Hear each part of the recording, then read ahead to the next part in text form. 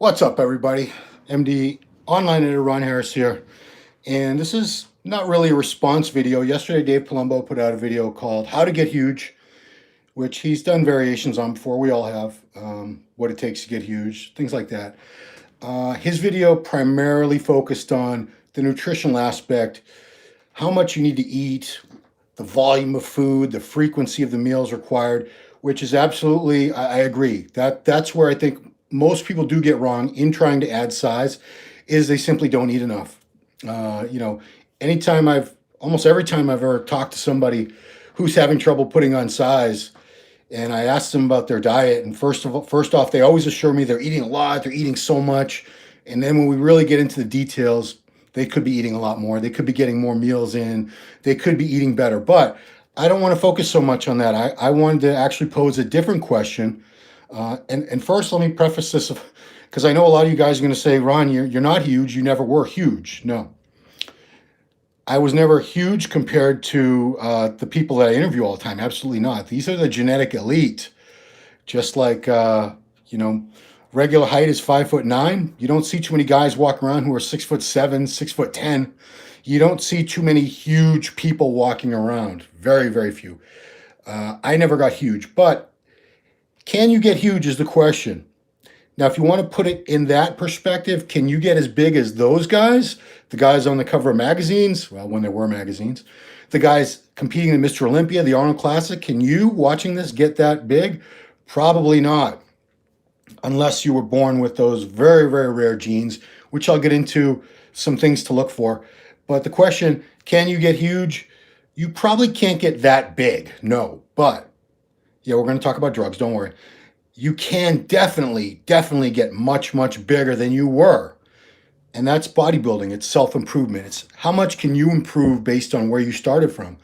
I started training, I was 95 pounds, long time ago. Highest body weight I ever got was about 245, so that's well over doubled my body weight.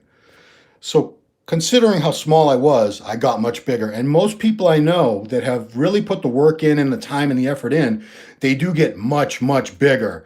Bigger to the point where an average person on the street would be like, wow, that's a huge dude. Huge to me, I've stood next to people like Jay Cutler, Kai Green, Big Ramy, Ronnie Coleman at his biggest, Dorian at his biggest, Vic Richards, Nasser, even Greg Kovacs. So I've been around all the biggest men that have ever lived in bodybuilding. That's a different level of huge. Marcus Rule. That's something that's very, very rare. It's exceptional. You don't see it come along very often because you do have to have some genetic traits. So what are the genetic traits? Sometimes these people look pretty big and muscular before they ever start training, even if they weren't into any kind of sports or anything. Not all the time. If you look at, say, Marcus Rule was a soccer player. You would never have guessed, looking at his before pictures, that he was capable of putting on the size that he did eventually. Nasser, I believe Nasser was also a taller, thinner guy. Dave Palumbo was definitely a thinner guy. Yeah, Marcus Rule, Germany. Marcus was one of the biggest ones. So you can't always go by how somebody looks when they start. Sometimes it's not apparent. It's when they start training, start eating a lot of food, and especially once they add the gear in, that's when you can tell whether someone has the potential to get enormous. Now, most of us don't have that potential. One thing you can look for that's going to be apparent is muscle belly length. So the easiest example is your biceps. This is just an easy example. Biceps and calves are two things you can check out right away. You're 6'2", 22. I've been at that way sometime trying to get. Yeah, we'll get to that, why your weight stays the same. So if you look at the bicep, you'll notice, look at my crappy bicep. If you put it at a right angle and flex it, you'll see there's either going to be a gap, and sometimes the gap will be way over here, and that's a very short bicep. Sometimes it goes all the way down. If it goes all the way down to the joint, to the elbow joint, that's a very full, long bicep, and it has more potential for size than a shorter one. You can apply this to just about any muscle group. If you look at the triceps, guys with the best triceps, their triceps insert pretty much right at the elbow. Look at Phil Heath. Look at Rolly. These guys, the triceps, they don't insert high up. Same thing with huge calves. Anybody you've ever seen with huge calves, the calves insert very low, closer to the ankle. People who are never going to be able to build very big calves, the calves insert much higher up, closer to the knee. So the closer to the knee your calf ends, it inserts, the less potential is because there's less muscle fibers there to make bigger, to grow. But again, conversely, if you have a calf that the muscle attaches way down low, like the late Mike Matarazzo, late Paul DeMeo, Dorian Yates, Eric Fankhauser, Ben Pekulski, Flex Lewis. Yeah, more steroids. We'll talk about that. That's not always the key. I'll tell you. So muscle belly length, that's one good indicator of how much mass you're going to be able to accumulate over time, because that's how many muscle cells you have. You can't build muscle cells that don't exist. Merry Christmas. More juice, bro. We'll talk about the juice. Don't worry, guys. That's definitely a factor. We're getting to it. So when somebody starts training, usually if they have those great genetics to put on a lot of size, they start adding size quickly. Almost everyone I talk to and do interviews with that's at the level of a top pro bodybuilder, they got very, very good results very quickly, to the point where within a few months, a year at the most, people at their local gym were saying, man, you need to compete. If you've been training for a few years and no one's ever said that to you, you don't have that response like they have. Now let's get into drugs, because I know it is a main focus. It is a main thing. So just like there are genetics, we're all, in terms of muscle gain, growth, we all fall on a spectrum. Most people are average. Most people can put on a good amount of muscle.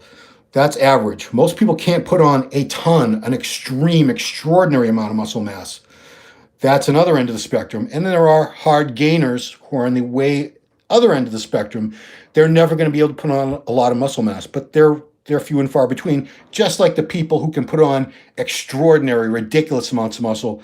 They're at the other end of the extreme. Most of us are somewhere in the middle. Most of us are average. Drugs, very, very similar situation. We don't all respond the same to drugs. Some people on the unlucky end of the spectrum can take tons and tons of drugs. They never see a lot of actual muscle growth. They'll see some, but they're going to get more side effects. They'll see more side effects than good results. They'll get a lot of water retention. They'll get acne. They'll lose their hair. Yeah, I'm in the USA. I'm in Boston. They'll get gyno. They'll get more of the side effects and none of the good results. Most people are in the middle. They're average.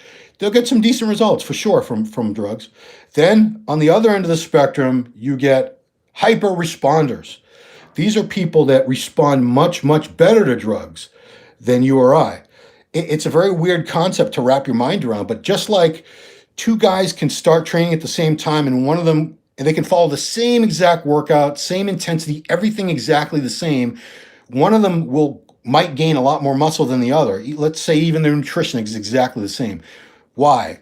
Different genetics. So some people will gain more muscle from training and eating and all that, just because that's how their DNA was wired. Same thing with drugs. Some people, they respond much, much better to drugs. So the answer isn't always more drugs, because unless your body is really, it's utilizing those drugs and responding to them, it doesn't matter how much you use. So I'm not saying these guys, a lot of the big guys do take a lot of drugs, but a lot of them do take less than what you would think or what you would believe. You say, that doesn't make sense. This guy's only on 2 grams total of gear and he only takes 5 IUs of growth hormone. I take 3 grams of gear and I take 10 IUs of GH a day. Why aren't I that big? I should be as big as him. It doesn't work out that way. Just like you could follow Phil Heath's arm workout twice a week, every week. You're never going to have arms that look like Phil Heath. Never, never, never. Why? It's just genetics. So let's get into what you can do. But let me finish the drug thing. So are more drugs the answer? To a point, more drugs will give you more results. Past a certain point, it's just going to be toxic. And another genetic aspect is some people can handle drugs for many, many years with really little to no adverse effects. Other people are not so lucky. They might develop kidney issues from high blood pressure, heart issues. They'll develop health problems within just a few years of being on drugs on high doses. Other people can do tons and tons of drugs for tons and tons of years. This is the exception. This isn't the rule. And they can be fairly healthy. People who can tolerate a lot of drugs without any adverse health effects, those lucky few, they do have a big advantage because they can keep using those drugs over many, many years and get bigger and bigger. training is another aspect that to maximize your gains, Dave's video talked all about eating, so I'm not going to go into that. He did a great job with that. You do have to eat a ton of food consistently every day, every 2 to 3 hours, especially if you're a hard gainer. You are going to have to force feed yourself. You know, like if you're a hard gainer, it's almost impossible to eat too much. It's going to be a job. Eating is going to be a job. You're going to feel full all the time. It's not comfortable, but it's a trade-off. Do you want the results? Do you want to make the gains? If you do, you'll eat. You'll eat as much as you have to eat to make the gains. But back to the drugs. So that's a knee-jerk reaction is if I want to look like these guys, if I want to be huge, I need more and more and more drugs. Certainly there is why does it cut up when they was on it? No, that's not true. Some guy just asked, why when some guys get off steroids, they get cut up more when they were on it? Simple answer to that is it's mostly water retention that they had, that when they get off the drugs, their body flushes out all the water. And if you've ever been in a situation where you're holding a lot of water, I don't speak German, guy, I'm sorry. If you're holding a lot of water and you flush out that water, immediately you will look more defined. You didn't actually lose any body fat, you just lost a lot of water. So a lot of guys, when they get off, even if they get off certain drugs, like if they were on something to give them a lot of water retention, like D-bol or Anadrol, if they get off that, within a couple weeks, they're going to look leaner just because they don't have that water bloat anymore. You want to be Mr. Olympia, you got a juice? Yeah, absolutely. There's no doubt about that. But you're not going to be Mr. Olympia unless you were meant to be Mr. Olympia. Unless you were meant to look like that, all the drugs in the world don't matter. It sucks. It's a very painful reality. It's one of those inconvenient truths a lot of us don't want to hear, just like global warming. I don't want to hear about global warming. It sucks. I don't want to hear that all this bad shit's going to happen to the planet and the environment. That's horrible. But it is true that bodybuilding is 90% or more genetics. It really is. Some people were meant to be big and muscular. Other people just weren't. Most of us were or are able to put on a very good amount of muscle to the point where we look light years better than we did when we started. Yeah, you're never going to be Mr. Olympia. There's only been 14 Mr. Olympias ever, since 1965. But even to get to that level where you're competing in the Mr. Olympia, you have to have very, very elite genetics. It's a very rare thing. So I'm not trying to be a Debbie Downer and discourage, but I feel obligated because I've written thousands, literally thousands of training articles. So if I'm telling you how Branch Warren trains his legs or Rolly Winkler trains his triceps, I try to be very realistic and blunt and say, you're not going to get these exact results because these people were genetically gifted. They were meant to have big triceps. I mean, I speak to some of these guys who they have to stop training their arms directly for months at a time at times because their arms just get too big and they look stupid. They get out of proportion with the chest and the shoulders. I've never had that problem. Most of you have never had that problem. Most of you have never had any body part that you had to stop training because it was growing so fast. But yeah, that's it. What will it take to get huge like Iris Kyle? Yeah, if you have skinny genetics, you need to focus on getting stronger, but getting stronger and working in a rep range where the muscle is under tension. I see a ton of people in the gyms doing 1 rep maxes all day long on deadlifts. It seems like half their back workout is hanging out by the deadlifts and just doing a 1 rep every 5 or 10 minutes. That's great if you want to get stronger, but getting stronger and getting bigger are two very, very different things. If you've ever watched the Olympics and Olympic weightlifting, you've noticed, especially in the lighter weight classes, these men and women, they don't look very big and muscular at all, but they're doing things that none of you could do. I've seen guys from places like Bulgaria and Turkey, Romania, pick up 400 pounds in a flash and put it over their head. 125, 130 pound guys. Could you do that? I can't. No, none of us can. That's power. That's strength is all about power. So if you're training in mostly low reps, you're not really doing yourself any favors as far as stimulating muscle growth. The muscle needs to be under tension. So when we say 8 to 12 reps for the upper body, how can they afford using pharma grade? A lot of the pros are sponsored. A lot of pros don't pay for their drugs. I'm not saying all of them, but a lot of pros, either they work with these life extension companies that give them drugs every month in exchange for promoting their company on social media, or there are a lot of guys who they're on a referral system. So a guy who's a dealer or whatever will say, "Listen, Joe Blow Pro, I'll give you three pens of genotropin every month. If everyone who comes to you and asks for GH, you send them over to me and they buy from me." So it's it's like a commission thing. It's like advertising. But yeah, GH is very, very expensive. Pharma GH, even generic GH is, anyone who's running at the doses for muscle growth, which would be like 8 IUs a day and up, that's a lot of money you're spending. I don't use GH simply because nobody's giving it to me for free. Uh, Carl, I can see some of your comments, but I'm not responding them because I'm on a roll here. Karl Marx, father of communism, I believe. But time under tension. So when we say 8 to 12 reps for the upper body, 10 to 20 reps for the lower body, it's not so much the reps that are important. It's the time it takes to do those reps. The muscle is being held under tension, and damage is being done at the cellular level, and that's what's going to do it's going to stimulate muscle gains, and then it's eating in the rest. Why do some Bibles say they get stronger after they get off steroids? I don't know anyone who's ever said that, unless they were training specifically for strength after steroids and they weren't before. Just like I don't know anyone who's been on steroids and got bigger after steroids when they stopped. You get smaller. Karl Marx und Friedrich Engels, Red Brothers. I don't know what you're talking about, guy. So you guys are arguing with each other in German in the comments, which unfortunately I don't speak any of that. Sometimes I do lower reps. Yeah, Cedric Millen signing with Redcon. It's a good fit. Cedric signing with Redcon is a great fit because they have that whole military theme, support the troops. Yeah, he's a perfect fit. I'm very happy that they signed him, and I hope to have a little more access to Cedric. Serge Nubray's training style, it worked for him. When people have great genetics, they can train almost any way. Any system of hard, regular training is going to give them good results. So that's why Dorian trained one way, Ronnie trained another way, Phil Heath trained another way. 3 completely different styles of training. Kai Green, they all trained in very, very different styles, but they all got amazing results because they all had fantastic genetics, and they maximized those genetics by training hard, eating a lot of food.